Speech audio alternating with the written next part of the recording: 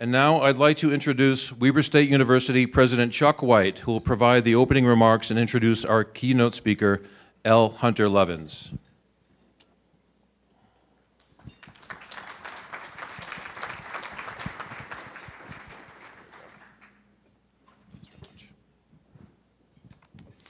Thank you, Mark. It's a pleasure to be here this morning.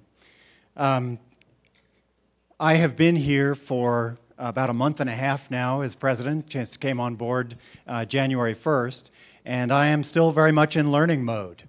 And I want to share with you just a few of the things that I've learned about Weber State University in the last 6 weeks or so.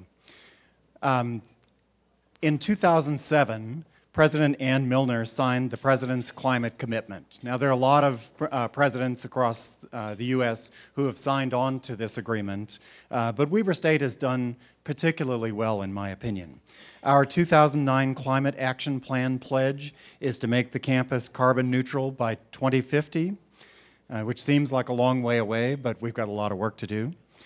By policy, we have committed the university to abide by at least LEED Silver standards for all new construction on campus. We have encouraged the use of public transportation. I have my UTA card that I bought, and I hope all of you have yours and use rapid transit as much as you can. One of the things I learned was that there's a bus route, 603, I think the number is, that runs between campus and the Front Runner station in Ogden, and that is the most heavily traveled route in the entire UTA system. So Weber State universities are really into this. Within 1 year, we committed and successfully purchased at least 15% of our campus electric power from renewable sources. In fiscal year 2012, we reduced campus electricity consumption by 12.2% and reduced natural gas consumption by 23.5%, resulting in a total energy savings of nearly $1 million in 1 year. Now, some of that is likely to be seasonal, and we'll have our challenges as the weather goes up and down, but that's a pretty good start. Compared with the baseline year of 2007, Weber State University has reduced its total carbon emissions by 16.8% to 53,070 metric tons. Now, 53,070 metric tons is still a lot, so we've got a long way to go, but that's a pretty good start, and I'm excited about it. It is my pleasure and my honor this morning to introduce this morning's keynote speaker, L. Hunter Lovins. Hunter is a self-described Colorado cowgirl, a sociologist, lawyer, professor of business. She is a consultant to literally scores of businesses, including Shell Oil, Cliff Bar, Walmart, many others. She's a consultant to government agencies, including the EPA, the Pentagon, the Department of Energy, and others. She's a consultant to foreign governments, including Jamaica, Australia, and the Energy Minister of Afghanistan. How about that for a resume? Her numerous awards include Time Magazine's 2000 Hero of the Planet. That's one I'd like to win sometime. The Lindbergh Award. In 2009, Newsweek dubbed her a green business icon. She's published hundreds of papers and 9 books. She is the founder and president of Natural Capitalism Solutions, and you can see by their motto here, they take a no-nonsense approach to this sustainability business. Her TEDx talk in 2011 introduced the Madrone Project to create a new digital education for sustainability. And the title of her talk this morning is The Business Case for Sustainability. Ladies and gentlemen, please join me in a warm welcome for the chief insurgent for the Madrone Project, Hunter Lovins.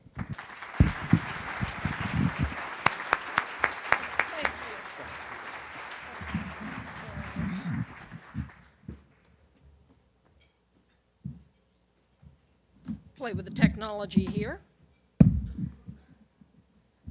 Chuck, thank you. And thank you for what Weber State is doing. The President's commitment on climate change is a very important one. I thank your predecessor for signing it and you for upholding it. Bucky Fuller said, the best way to predict the future is to invent it. And this is, I think, the opportunity for Utah, for Ogden, for Weber State, for all of us, is to invent a different kind of future. Because we live in a world of surprises. If you consider that a volcano in Iceland shut down global aviation, BP got caught short, and we still don't know the cost of that. The wreck in Greece is ongoing. Perhaps the euro will go down. Venter created artificial life. We still don't know the consequences of that. China's become the world's second largest economy, on the way to being the largest in about 4 years. The flash crash of the Dow dropping 1,000 points. Arab Spring, the Occupy movement. Pakistan test-fired nuclear-tipped missiles and then shortly thereafter went underwater. 20 million people displaced in a country with nuclear capability. The earthquake in Japan and the resulting tsunami and the destruction of the Fukushima plants. What's next? I don't know. Maybe we'll get to find out tomorrow. Was this a surprise? The superstorm that hit New York? When Bloomberg said, it's global warming, stupid, and when the economists say climate change is real, maybe it's real. This was a surprise to the folk planning to fly out of LaGuardia or use the subways. But in a sense, perhaps it shouldn't have been a surprise. Architecture 2030 had published maps of what rising sea level and storm surges would do to New York, and they were pretty accurate. Except they suggested this might happen in 2030. A lot of these surprises are coming at us faster. California, as of today, California, the months of January and February are now a record drought for the state of California. Oh, Utah's in a drought as well.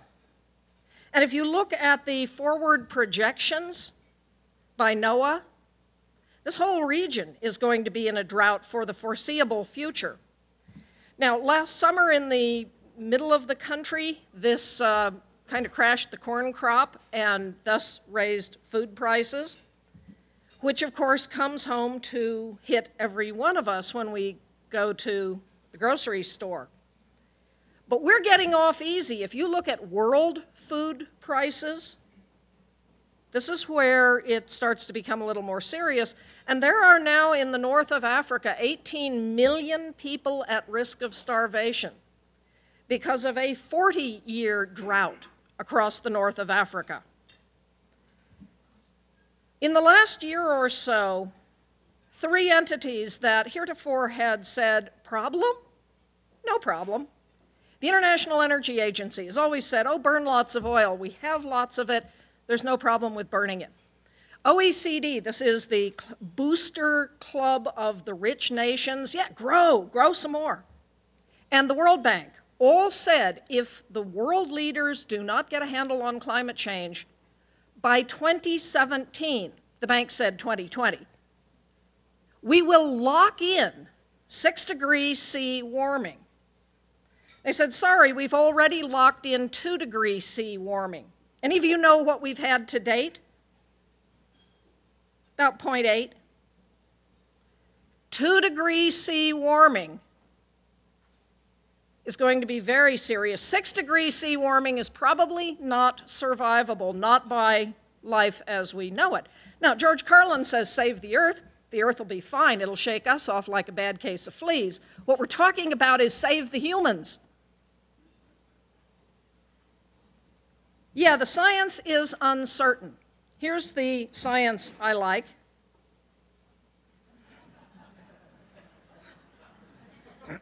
And let me argue it doesn't matter. Now, I say this with all deference to the great climate scientists who are spending their careers trying to get the models to catch up with observed reality, because this stuff is happening a lot faster than we thought that it would. But let's assume the skeptics are right. Global warming's a hoax. Don't go to Vegas on the odds of that being true. But in a sense, it doesn't matter. Because if all you are is a profit-maximizing capitalist, you'll do exactly what you'd do if you were scared to death about climate change, because we know how to solve this problem at a profit. It's what the smart companies are doing. So let's get on with the solution. If global warming's a hoax, we'll make a lot of money. If global warming's real, we'll make a lot of money. Oh, and we'll be on our way to solving the problem. We can argue about the science in the evening. That's the thesis of my latest book, The Way Out, Kickstarting Capitalism to Save Our Economic Ass.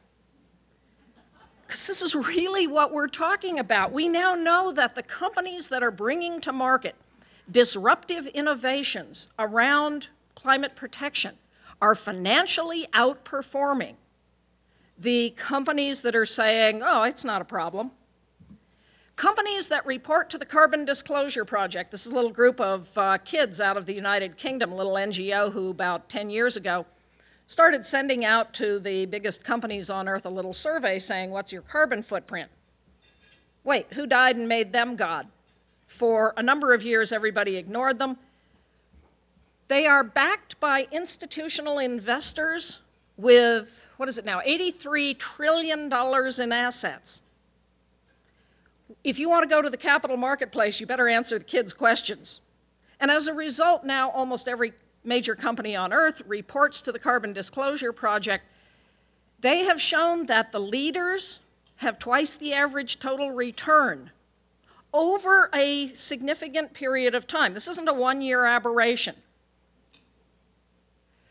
Let's look at the alternative. The cost of coal, one of the most carbon-intensive fuels, is going up. The cost of dealing with the impacts of coal are very real. Health impacts, cleaning up the mess that it makes.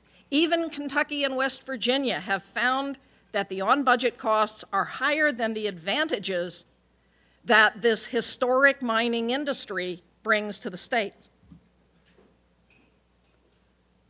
If you want to be the center of the outdoor industry, you're going to have to start thinking differently. Northern Utah had the country's worst air quality this February. A nature lover's paradise? Well, not with bad air quality. Where does bad air quality come from? Your president mentioned it, driving. I'm responsible. We drove here from the airport yesterday. We flew in. After that, buildings. The energy that the buildings use, primarily coal-fired power. Industry is actually a very small part of it. But getting a handle on bad air quality will determine the economic future of Utah. The good news, again, you don't have to choose. Fixing this problem is good business. Per dollar spent, you get $10 back in return in reduced health care costs, in driving economic growth. This is very similar to what studies across the nation have shown. In California, which is taking the most aggressive stance on climate protection through its cap on carbon emissions and creating a market to trade carbon emissions, fully implementing that program, they reckon, will add about $76 billion to the state economy and over 400,000 new jobs. When you innovate to meet a regulation, you drive economic development. This is what the Germans have found. There's a tremendous amount you can do for free just by changing behavior. You can get a 10% reduction in air pollution, carbon emissions, just through behavior change. What? The team walked into a big company, 6,300 computers and monitors that they left on 24/7 because of some urban myths. Shortens the life of the computer to turn it off and on. No.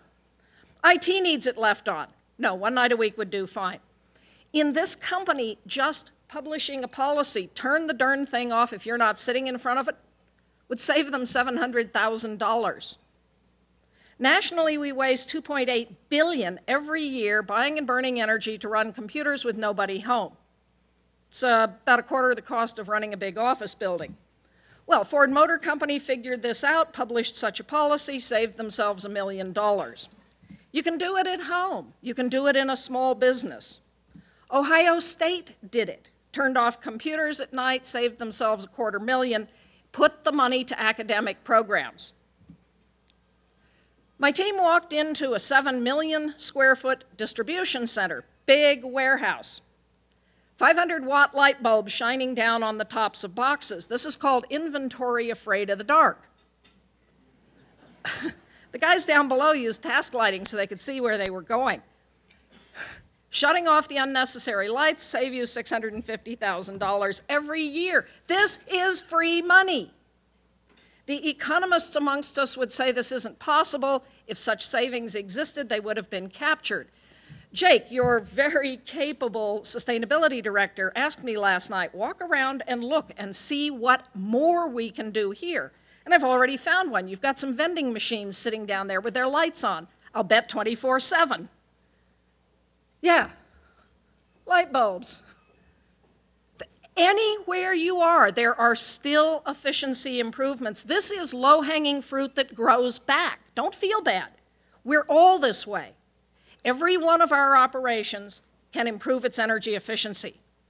Daylighting. This is a nicely daylit building. When you daylight school buildings, you get higher test scores.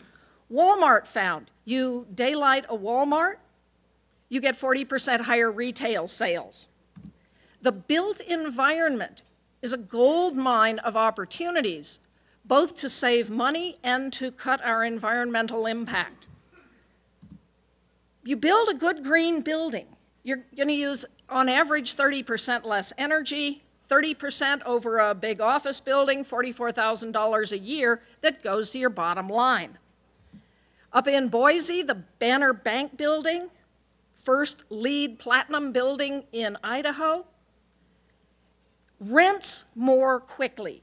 They get tenants in because it's a better place to be, because the costs are lower.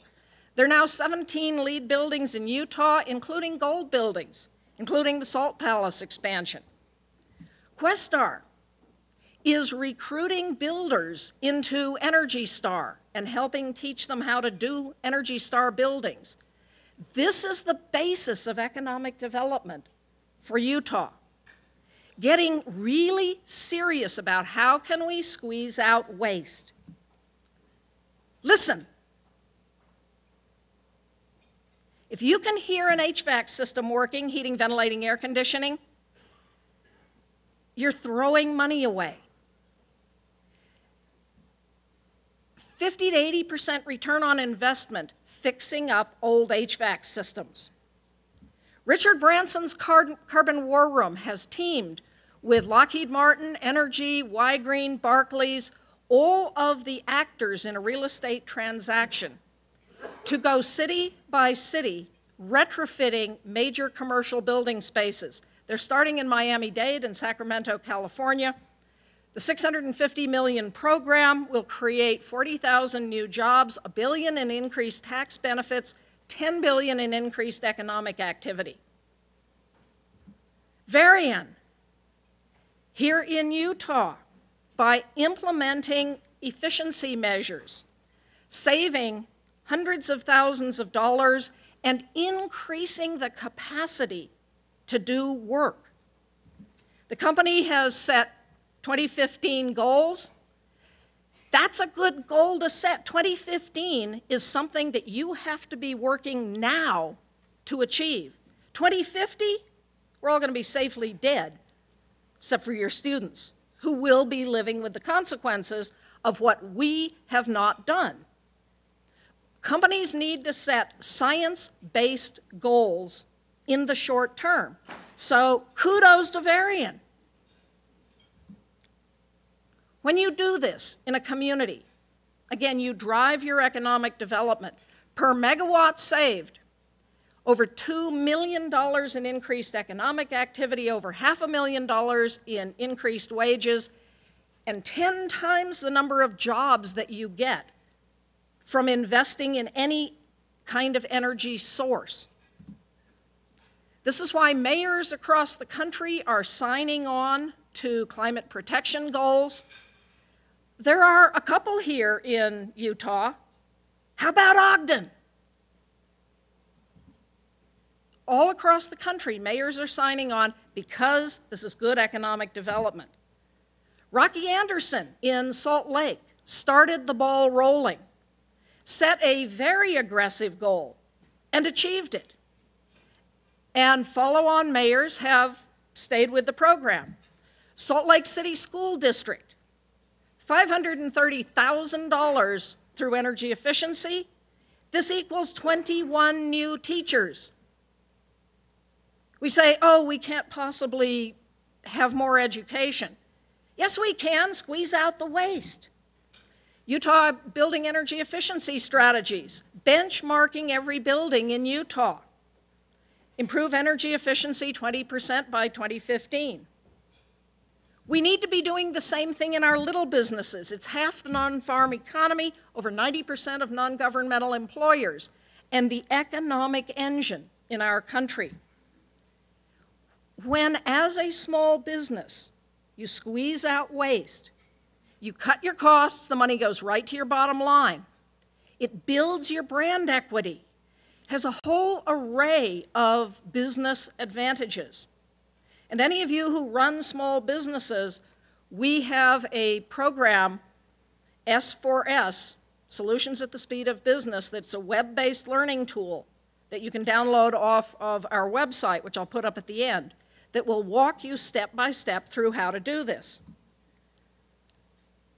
A lot of examples in the learning tool.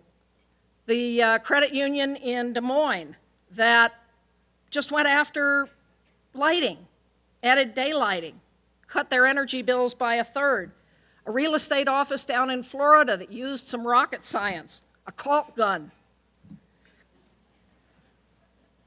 A little company out in California made tortillas, wanted to sell to Walmart. Walmart, as you may know, is going green. One of Walmart's signature programs is cutting out waste packaging. So Joe Santana, the COO of Mi Rancho Tortillas, said, what do I do? We helped him eliminate waste packaging, do a lighting retrofit, get more efficient ovens. It's going to save him $450,000 over the next couple of years. He came into this program saying, I don't care about sustainability, I just want to sell to Walmart. You better believe he's now a big fan of sustainability. Ripe Graphics in Washington, D.C. realized that their high-end plasma screen monitors were still on even when they say they're off. It's called phantom load. Your television probably does this to you at home. They plugged them all into a power strip. When they leave for the day, they click it off. Now they're really off. Cut their electricity bill from $220 a month down to $90. For a small business, this is real money. Once you've done the efficiency, then you can move on to renewable energy. Like Butte College, that is the first college to generate more electricity than it uses. That would be a good goal here. Take the savings from efficiency and pour them into renewable energy. Most companies, when they get a saving, it goes right back into the general fund. So it's lost. Keep using that money to bootstrap until you're carbon neutral. In the case of Butte, that extra money is going to their academic programs. Solar is now a reality.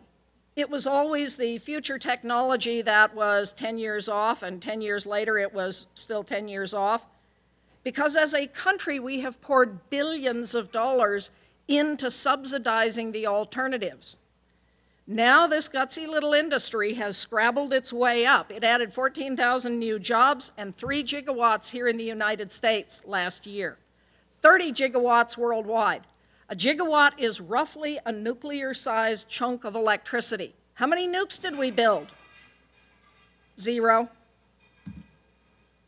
When you put solar on your home, yeah, it's a big upfront cost. At the same time, you have increased the property value of your home, roughly equivalent to what it cost you to put the solar on. It's a good deal even if you don't get the incentives. And there are programs that can help people get over this hump. The best of these is called PACE financing, Property Assessed Clean Energy. It was rolled out in California.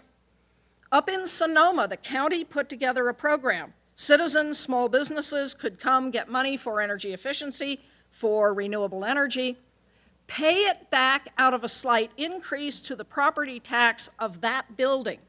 If your neighbor didn't do it, their property tax stays the same. In the first 9 months of the program, 2009, in the teeth of the recession, construction jobs went up 8.4%. In neighboring Napa that did not have the program, they went down 3%, as they did for the Bay Area as a whole.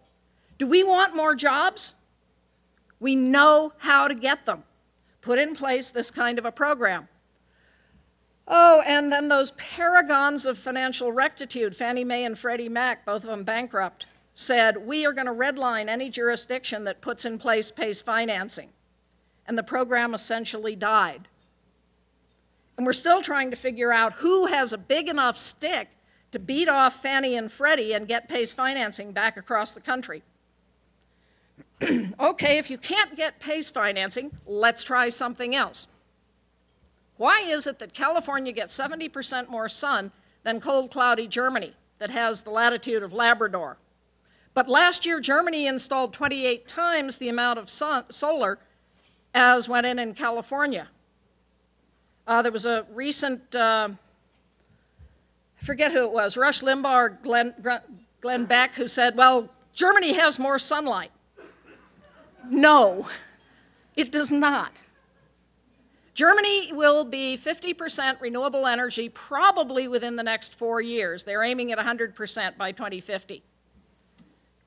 What did they do? They put in place a program called Feed-in Tariff. In this country, it's called a clean contract. Clean, local energy, accessible now.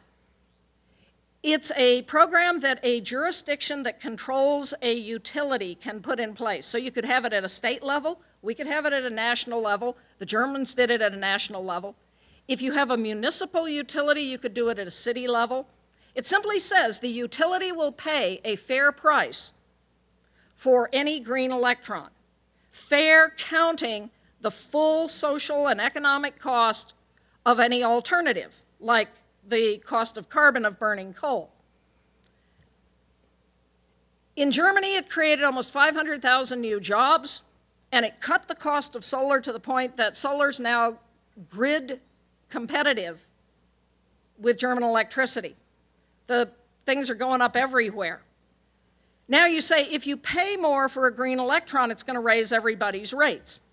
True. Deutsche Bank did a study. In Germany, it raised rates 2 to 3 euro a month, the equivalent of $50 a year. 8.6 billion euro in total. Ew, sounds like a lot. What Deutsche Bank found was, had the Germans done nothing, had they just burned coal, their rates would have gone up 9.4 billion euro more. Sorry, you're going to pay more. You're going to pay less more if you have good policy. I know that's a hard one to wrap your head around.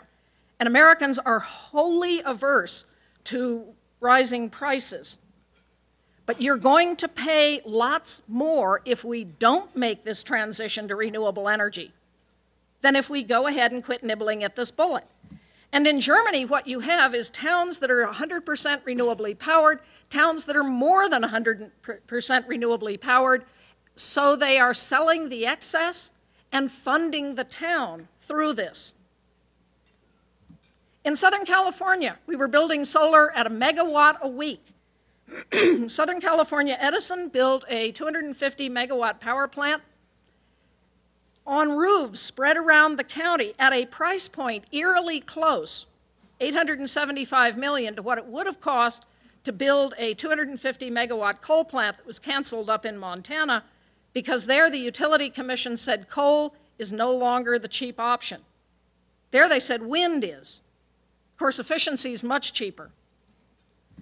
Walmart has pledged to be 100% renewably powered and is about 75% renewably powered now in California. Utah has an amazing solar climate. Utah could become 100% renewably powered if it wanted to. These numbers don't project that, but you could. The Salt Lake project is one of the 25 solar cities by DOE, aiming to have 10 gigawatts installed. You could have a great deal more than that. Flying in yesterday, looking at all those flat roofs by the airport. Concentrating solar. You know, the people say, well, solar doesn't work at night. Yeah, it does if you store the heat. Or if you combine solar with wind. They tend to peak at opposite times. Combine sun, wind, and flowing water, and you have a statistically more reliable grid than a baseload coal and nuclear grid. And wind is happening very fast. In the last 2 years, we added more new wind around the world than the entire nuclear capacity of Japan. And I've never heard anybody call for an evacuation plan from a wind farm. Wind spills, that's a bad one. Down in Beaver County, Rob Adams, the economic developer, said, you have to sell what you have. Beaver didn't have any coal, but he said, we have lots of wind. So they worked out a deal with First Wind to put in a wind farm. The payments from which are enabling the school system to rebuild its schools, to give local scholarships, create local jobs, increase the tax base. We ought to be looking to the renewable future as economic development. No, there is no silver bullet, but we sure have silver buckshot. And the smart companies are figuring this out. Sustainability is breaking loose everywhere, whether it be in Harvard Business Reports or in sustainability certifications, or my friend Yvonne Chouinard getting the cover of Fortune magazine, or Walmart. Harvard, sustainability is not the burden on the bottom line, it is the touchstone of all of innovation. And in the future, only companies that have it as a goal will achieve competitive advantage. There are now 46 separate studies from all the big management consulting houses, Harvard, MIT, Sloan, saying essentially the same thing. The companies that are the sustainability leaders are outperforming their less sustainable peers. When those wild-eyed environmentalists at Goldman Sachs tell you that the companies that are the leaders in environment, social, and good governance policy have 25% higher stock value than their less sustainable competitors, there's a business case. One of the first businessmen to notice this was Ray Anderson, CEO of Interface, carpet company. Ray did this for moral reasons. He said, what's the business case for ending life on Earth? He announced Mission Zero, zero impact, zero footprint by 2020. He committed Interface to becoming 100% renewably powered. They're about half the way there. To eliminating all forms of waste. He tied personal bonuses to waste reduction. And in the first year, it became 30% of the company's operating profits. And check it out. Sales increased by 2/3, profits doubled. Ray was one of the first to make the business case. He's not the last. My current favorite corporate hero is Paul Polman of Unilever, insignificant little startup. In 2011, Paul said, we're not going to report to Wall Street quarterly. He said, this short-term fixation is what drove the 2008 collapse. We need to manage for long-term creation of value and to serve our customers. And when we do that, he said, we will also serve our shareholders. When he made this announcement, his stock value dropped 10%. He said, I respect you who have sold as human beings, but if you believe that the value of your holdings are going to be increased by my reporting quarterly, I don't want you as my owners. Since then, his stock has gone up 17%, his profits have doubled. Unilever announced the Sustainable Living Plan, cut their environmental impact in half by 2020, source everything that comes from something that's grown from sustainable agriculture, and lift 1 billion people out of poverty. Go, Paul! Why are companies doing this? In part because they realize it's what the future wants. 96% of young people graduating from college want to work for a green company. It's where young people look when they choose a school to come to. Almost 70% of applicants look at a school's green record. And it's what will invent the future, which is why it's so cool that a tech entrepreneur has given $13 million to the University of Utah to create a center of impact investing. This kind of vision offers this area the opportunity to reinvent itself as a center of innovation. And a friend of mine, Dustin Haggett, is now proposing to create a hub in Salt Lake City, teaming up with Net Impact, the Students for Social Responsibility movement. Hubs are really great places. The school I teach at, Bainbridge, up in the Seattle area, teamed with the hub to create its new metro campus. Check it out. A hub in Salt Lake, a hub here in Ogden. Walking down the Washington last night, lot of vacant buildings. One of the things Weber State can start doing is training young entrepreneurs. People think entrepreneurs are born. They're not. They learn how to entrepreneur. Historically, by trying it and failing and trying again, you can jumpstart entrepreneurialism, and when you do, you create jobs. It is really the only thing that creates jobs. No, the rich do not create jobs. The big companies do not create jobs. Kauffman Foundation put that one to rest. In all but 7 years since 1977, the only job creation going on in this country has been by little business. Little local businesses. That's what creates jobs. Again, if we want jobs, we know how to do it. It's whether or not we have the political will. And it's whether or not we have the ability to think differently. The future belongs to areas like biomimicry, asking, how does nature do business? Janine Benyus, over in Montana, wrote the book Biomimicry. Highly recommend it to y'all. This is the future of industry. Because nature makes a wide array of products and services very differently than we do, running on sunlight, not big flows of fossil energy.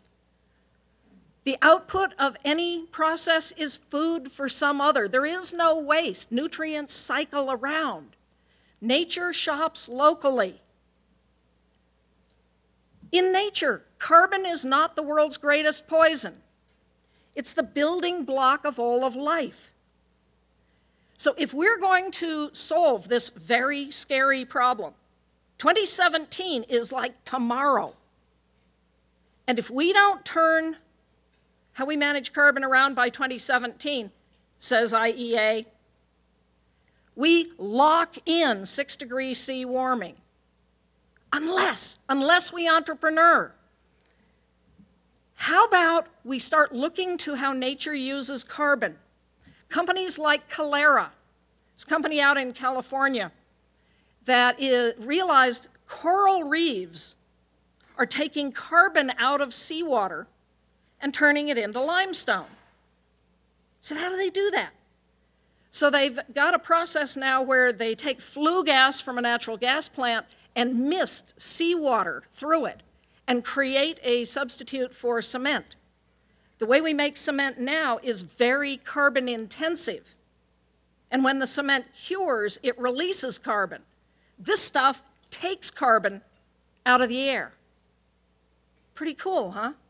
Jeff Coates at Cornell is making plastic out of CO2. CO2 is a feedstock if we're just smart enough to entrepreneur our way to these solutions. Your goal, carbon neutral by 2050, is a good goal, except I'd shorten it up. Nature innovates by limits. Humans want to blow through limits. Maybe we should learn from nature. If we set BHAGs, big, hairy, audacious goals, and innovate to meet them, this is the way that we can build the kind of planet we all want to live on. Kudos to Jake. What you're doing here is world class. And I'm going to start talking about what Weber State is doing. And it's not enough. Billy McKibben was here. Bill's another one of my heroes and a dear friend. He puts it pretty starkly. We can release 565 more gigatons of carbon dioxide before we hit the 2 degrees C barrier. 2 degrees C is what the scientists have said is the safe level. By safe, they mean 50-50 chance we won't have collapse. If I said to you, come drive with me, 50-50 chance we won't have a fatal car wreck, believe you'd take the bus. The scientists are now saying, in the new IPCC report that's about to come out, I think we'll say it ought to be no more than 1.5 degrees C increase. The fossil industries have in the ground 2,795 gigatons of carbon.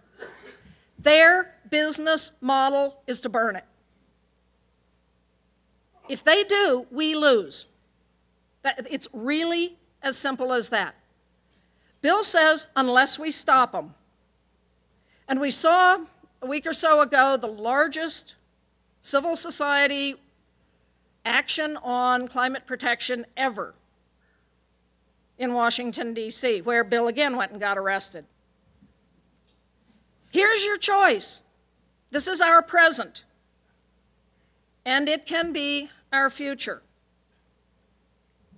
Here's what we're living with, and here's what we need to do about it. Make sense? You're going to hear this. Don't take a risk. The second mouse gets the cheese. Come on, guys, let's be like this little feller. Let's slap on a helmet and go for it. Thank you very much.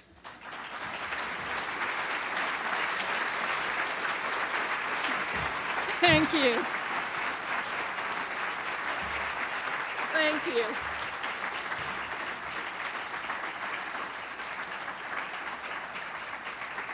Thank you.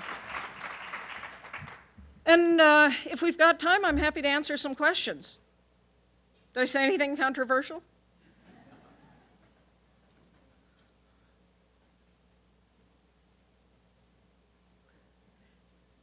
Yes, sir. Stand up so we can hear you.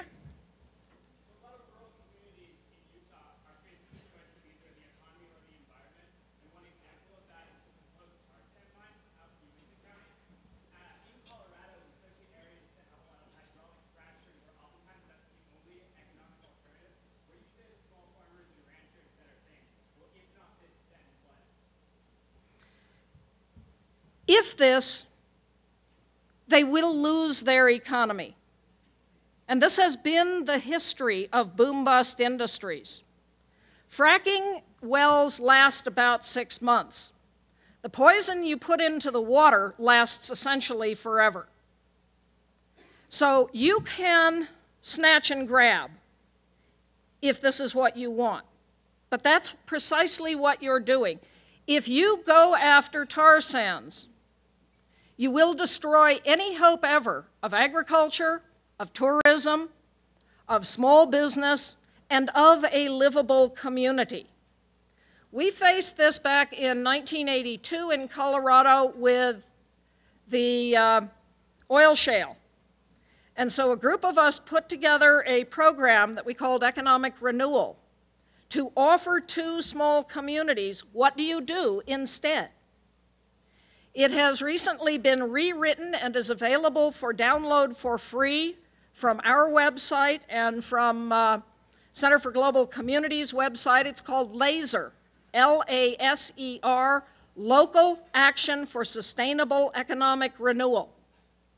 And it's a step-by-step, what do you do as a small town to build a sustainable local economy? It draws off work by people like George Galt from Delta County, Colorado. George would go around to the local businesses and say, what do you need? What do you need? What do you need to add a job, to add 2 jobs, to add 3 jobs? This was his day job. It's what he did as the county economic developer. He said, it's not elephant hunting. You don't get one big factory to come and then you're done. You've done your economic development. It's day in, day out. He created 100 new jobs every year in Delta County just by growing the local economy. The steps of LASER are very similar to what I've been talking about. First, squeeze out the waste. Anybody who buys anything, who lives in a local community and is buying it from outside, is doing negative economic development. You're taking local money and sending it away. So how can you create businesses within the community to meet community needs to keep the money turning over in the local community? Second, support your local businesses. Enable the local businesses to add a job here, there, 100 new jobs a year. Third, create an entrepreneurial climate. Teach young people how to create new businesses, how not to fail. Fourth, when you do any kind of incentive, ensure that you as a community are getting a net benefit from that incentive. Most little communities will give away free water, free land, abate taxes. It's why these big industries come and locate there until they have exhausted the incentive, at which point they pick up and leave. Now you're worse off. So ensure that you're giving to your local businesses whatever benefit you are considering giving to an outside business, but give it to the local guys first. When you do that, you can reliably grow a local economy that your people are going to want to live in because the water is clean, the air is clean, you know where your food comes from. If Unilever is going to be sourcing everything, every part of its feedstock from sustainable agriculture, do a deal with Unilever to grow whatever it is they need. Do a deal with these large companies to become part of the sustainable agriculture revolution. Do what Beaver County did, mine your wind. There are a tremendous number of things that local communities can do to grow a strong local economy and not be the victim of fracking or tar sands. Make sense?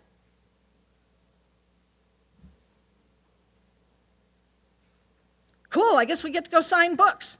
Oh, question over here, yeah. So our current economic model is based on growth, that we need to have more consumption, more economic activity for our economy to be healthy. And so that means we're going to be using more energy into the future as well. Do you think that we can do that in a way where we can incorporate those things, renewable energy, in that growth perspective? Or do we need to change this economic model and say maybe we don't need to be continually expanding indefinitely? That is the question. That's humanity's final exam. We'll answer that question wisely, or as George Carlin says, the earth will shake us off like a bad case of fleas. Here's the numbers. We measure success by whether or not what's called the gross national product, GNP, goes up. And it has been. What is GNP? Any economists here? It's like a heat gauge on a car. It measures the throughput of economic activity, the amount of money and stuff that runs through the economy. It doesn't even measure he who dies with the most toys wins.